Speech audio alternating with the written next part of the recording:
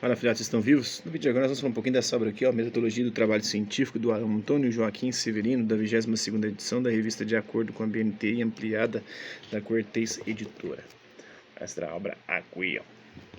Ao chegar à universidade, o estudante precisa conscientizar-se de que, doravante, o resultado do processo ensino-aprendizagem, no qual passará a se envolver, dependerá fundamentalmente dele mesmo, seja pelo seu próprio desenvolvimento psico-intelectual, seja pela própria natureza do processo educacional desse nível. As condições de aprendizagem transformaram-se no sentido de exigir do estudante maior autonomia na sua efetivação, maior independência em relação aos subsídios da estrutura do ensino e dos recursos institucionais que ainda continuam sendo oferecidos.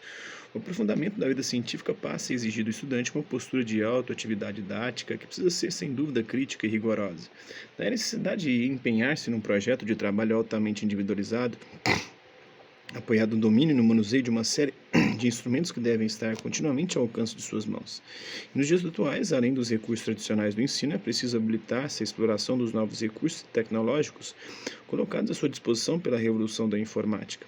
Será com o auxílio desses instrumentos que o estudante organizará a sua vida de estudo mediante adequada prática científica. A tradição cultural brasileira privilegia a condição da universidade como lugar de ensino entendido e, sobretudo, praticado como transmissão de conhecimentos. Mas, apesar da importância dessa função, em nenhuma circunstância pode-se deixar de entender a universidade igualmente como lugar priorizado da produção do conhecimento e, consequentemente, como lugar de pesquisa. E a principal causa intramuros do fraco desempenho do processo de ensino-aprendizagem de ensino superior brasileiro parece ser mesmo uma enviesada concepção teórica e uma equivocada postura prática, em decorrência das quais se pretende lidar com o conhecimento sem se construí-lo efetivamente mediante uma atitude sistemática de pesquisa a ser traduzida e realizada por meio de procedimentos metodológicos e técnicos, epistemologicamente fundamentados, buscando contribuir para a superação dessa limitação. Este livro fornece diretrizes lógicas, metodológicas e técnicas para a formação de adequados hábitos de estudo, de leitura e análise de textos, de utilização de instrumentos de trabalho acadêmico, de debate coletivo, de produção e sistematização do conhecimento, ao mesmo tempo em que poderão subsidiar os alunos no desenvolvimento de uma saudável postura investigativa na sua aprendizagem. Trarão igualmente aos professores um fecundo roteiro para orientação e acompanhamento do desempenho dos seus alunos.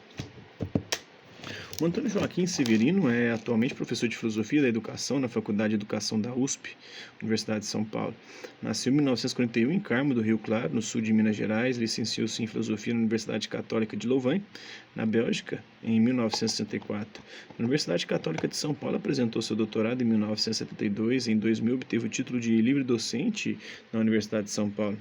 Tem longa e intensa experiência docente como professor de filosofia e filosofia da educação em cursos de graduação em filosofia e pedagogia, bem como em cursos de pós-graduação em educação de várias instituições de ensino superior do estado de São Paulo. Foi professor na PUC de São Paulo de 1966 a 1978, época em que lecionou igualmente por breves períodos na PUC de Campinas, na Unicamp e na Unimep. Exerceu também atividades de administração acadêmica, tendo sido coordenador de programas de pós-graduação, diretor do Centro de Educação de 1976 a 1980 e vice-reitor acadêmico da PUC de São Paulo, Pontifícia Universidade Católica de São Paulo, de 1980 a 1984, membro do Conselho Estadual de Educação do Estado de São Paulo, de 1983 a 1987. Seus estudos e pesquisas atuais situam-se no âmbito da filosofia da educação, versando sobre temáticas relacionadas com a educação brasileira e com o pensamento filosófico e sua expressão na cultura brasileira. O e-mail é agisev@uol.com.br. Vamos à obra aqui, o texto, roteiro de questões e orientação para a preparação do seminário. Ainda outro tipo de roteiro de grandes possibilidades para se conduzir o seminário. Trata-se de um desdobramento do roteiro didático. Nesse caso, pressupõe-se determinação e leitura de um texto básico comum para todos os participantes. Cabe então ao responsável entregar aos demais, com certa antecedência, um conjunto de questões de problemas devidamente formulados. Não se trata de uma relação de perguntas lacônicas, mas da criação de questões formuladas num contexto de problematização em que é posta uma dificuldade que exigirá pesquisa e reflexão para que as mesmas sejam corretamente respondidas e debatidas. Para fins didáticos, o professor, o responsável pelo seminário, exige que os participantes tragam por escrito suas abordagens e tratamentos das questões, devendo todos ter a oportunidade, dentro da dinâmica do seminário, de expor os seus pontos de vista. Essa dinâmica tem igualmente várias formas de encaminhamento, enquanto trabalho em grupo, em classe. Orientação para a preparação do seminário. O texto roteiro possibilita a participação no seminário. Com efeito, como o seminário é um trabalho essencialmente coletivo de equipe, pressupõe empenho de todos e não apenas do coordenador responsável pelo encaminhamento dos trabalhos no dia do seminário. Assim sendo, todos os participantes fazem um estudo do texto para poder exercer efetiva participação nos debates do seminário. Cabe aos participantes comparar sua compreensão e interpretação do texto com a compreensão e interpretação do coordenador, levantar problemas temáticos e interpretativos para a discussão geral, exigir esclarecimentos e explicações do coordenador e dos demais participantes a respeito das respectivas tomadas de posição. O seminário não se reduz a uma aula expositiva apresentada por um colega e comentada pelo professor. É um círculo de debates para o qual todos devem estar suficientemente equipados, por isso exige-se que todos os participantes estudem o texto com o rigor devido.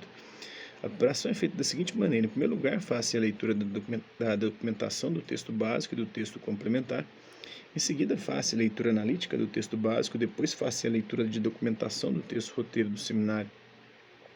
Essas três abordagens são feitas de modo que se complementem mutuamente. Dos textos complementares eventualmente usados para a preparação, textos escolhidos livremente pelos participantes, faça documentação temática ou bibliográfica. Igualmente, abrem-se fichas de documentação bibliográfica das obras comentadas na bibliografia do texto roteiro. Das conclusões elaboradas pelo grupo durante as discussões, faça documentação temática com anotações pessoais. Então esse é um trecho dessa obra, espero que vocês tenham gostado do vídeo. Quem curtiu, dá um like, quem não curtiu, dá um dislike. Quem se interessar pelo conteúdo do canal, é só se inscrever, ativar o sininho, guardar os próximos vídeos e as próximas notificações. Deixe também seus comentários e o que você tem achado dos vídeos, sugestões de temas e assuntos para serem abordados em vídeos posteriores, e colabore com o nosso canal, compartilhe os nossos vídeos e ajude-nos a chegar ao maior número de pessoas possíveis. Eu gostaria aqui de agradecer aos mais de 3.000 inscritos no nosso canal, agradecer também aqueles que oram por conta de conteúdo outro, passam por aqui, deixando sua visualização, seu like, seu dislike, seus comentários, que eles compartilhem os nossos vídeos, compartilhem o nosso canal, seja aqui nessa plataforma no YouTube ou em outras redes sociais. No mais, é isso aí.